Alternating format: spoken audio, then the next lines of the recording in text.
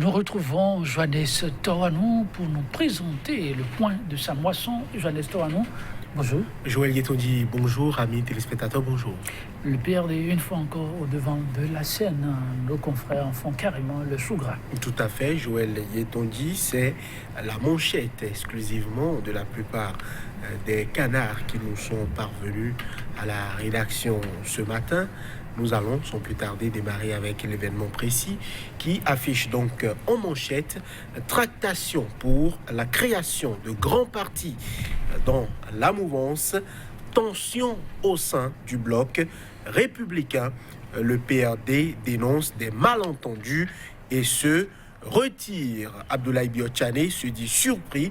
Talon Mbedji, une mésentente subite, l'événement précis, s'interroge en tournée dans le zoo Soglo honore la mémoire des rois Guézo et Agoliagbo. Le confrère de la matinée, devant les députés en travaux de la commission budgétaire, Oswald Omeki séduit la représentation nationale, réalisation d'infrastructures routières, des malfaçons sur les ouvrages et puis rentrée judiciaire 2018-2019 au Bénin, les défis qui attendent l'ordre des avocats. Le révélateur, constitution des blocs de la mouvance, le PRD, trop exigeant, opte pour la solitude et puis collecte de faux frais dans les écoles publiques, les mises en garde de Salimone Karimou. Matin libre, à présent, perspective des législatives de 2019, la mouvance en lambeaux.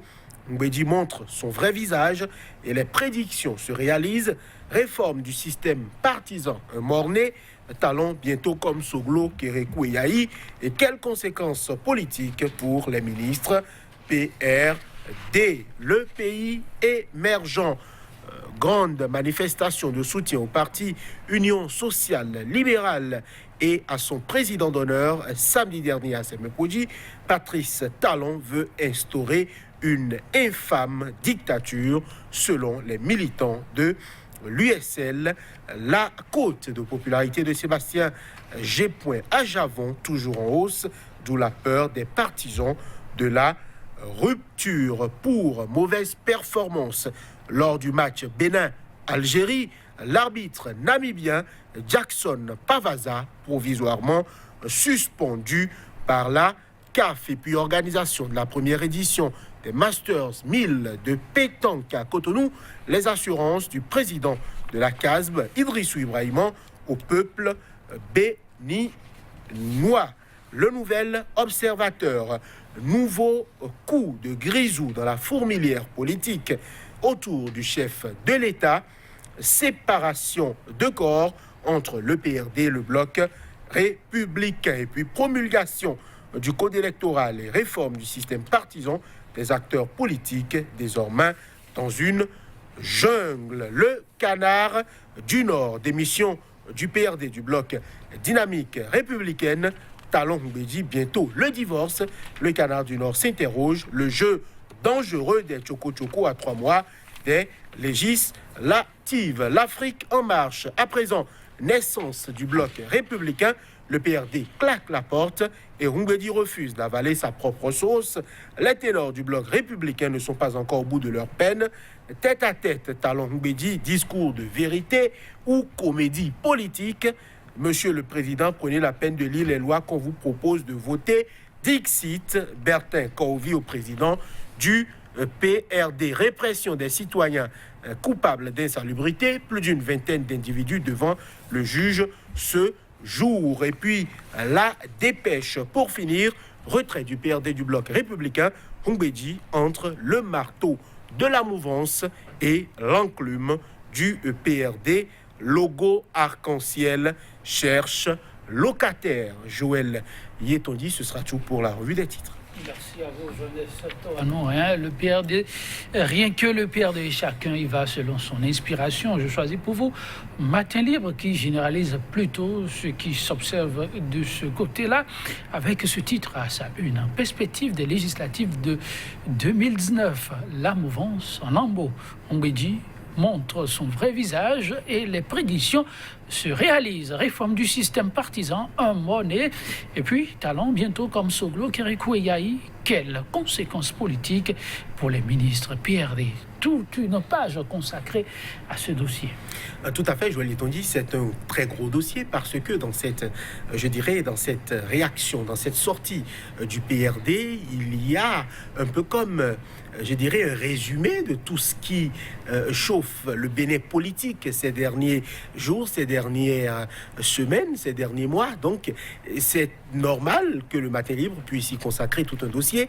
C'est aussi pas vraiment surprenant pour qui sait ce que le président Adrien Ngouedi a dit quand le PRD était en congrès, quand il s'est exprimé, notamment en Goun, dans une langue locale, devant les militants. Il a dit « Nous avons fait plus de 30 ans de combat politique, nous avons dépensé de l'argent, nous avons donné de la sueur, nous ne sommes pas prêts à voir mourir ni le nom ni le logo de notre parti. » C'était assez clair dans une réforme pourtant qu'il a coordonnée, sinon supervisée en tant que président de l'Assemblée nationale. C'était surprenant qu'il aille dire cela devant ses militants et c'était assez symptomatique de ce que c'était juste peut-être des propos pour cajoler le chef et que forcément le PRD allait faire volte-face. Dans la communication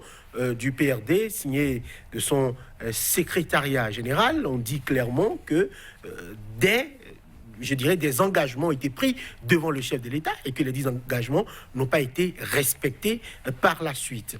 Si tant est que ce n'est que pour ça que le PRD suspend pour le moment cette griffe, mais on sent qu'il y a quand même un malaise un peu plus profond.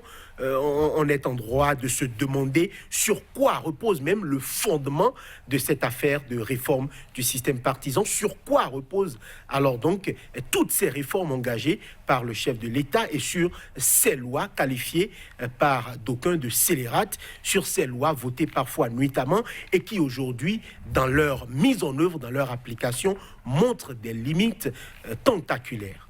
Oh oui, Jean Estorano, le dossier n'est pas si banal que ça, vous l'avez dit, complexe, mais aussi avec beaucoup de relents. On y reviendra sans doute avec les prochaines parutions. Avec votre émission, nous allons plutôt parler politique pour le temps qui nous reste. Sport, voilà, avant de boucler la une du jour. Divers angles, je prends le pays émergent qui revient sur la performance Bénin-Algérie. Pour mauvaise performance, titre le pays émergent dans sa parution du jour.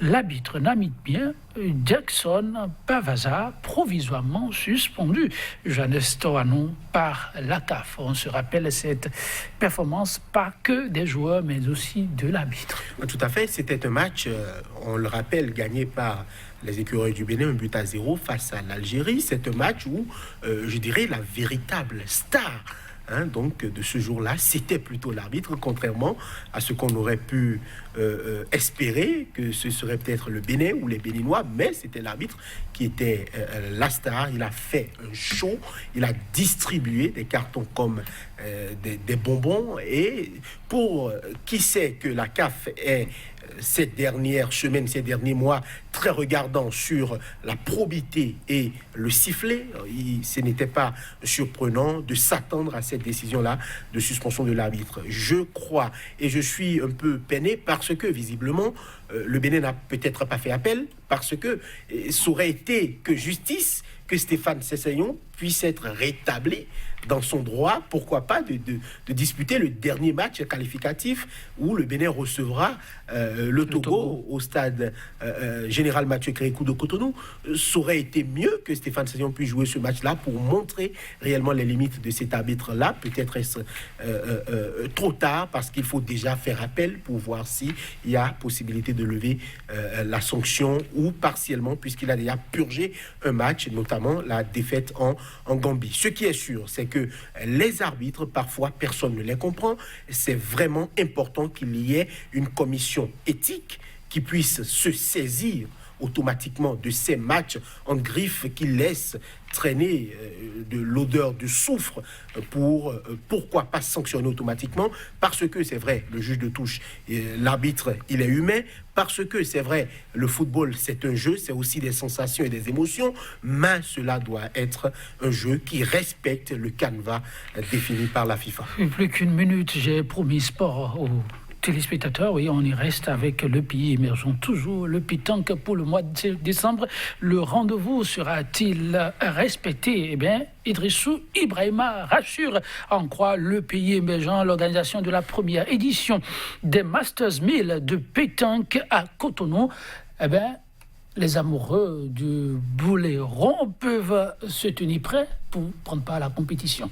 Tout à fait. Joël Yetonji, je dirais que je ne vais pas faire de confidence. Le président El Hadj Idrissou Ibrahima, c'est quelqu'un pour qui j'ai personnellement de l'admiration. Dans sa façon de travailler, dans sa façon d'administrer, dans sa façon de coacher, c'est quelqu'un qui a mis sur pied plusieurs commissions, plusieurs sous-commissions pour contrôler, même au niveau béninois, la fédération béninoise de pétanque autour de cette compétition-là, qui a reçu déjà ici à Cotonou le président de la Fédération internationale de pétanque et jeux provincial, Claude Azema, qui s'est déplacé personnellement pour échanger avec et les commissions et la Fédération mondiale de pétanque et avec la CASB présidée par El Hadj Idrissou Ibrahima. Donc il n'y a quasiment rien à craindre côté organisation, côté sérieux, côté tout ce qu'on met autour pour que tout puisse bien se dérouler.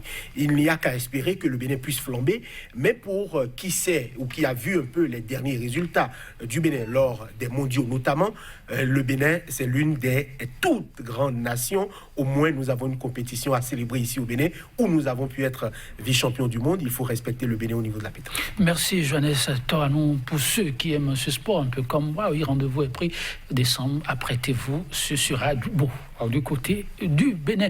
Merci à vous Johannes Toranou. On se retrouve demain, n'est-ce pas? Tout à fait. Chers téléspectateurs, à demain.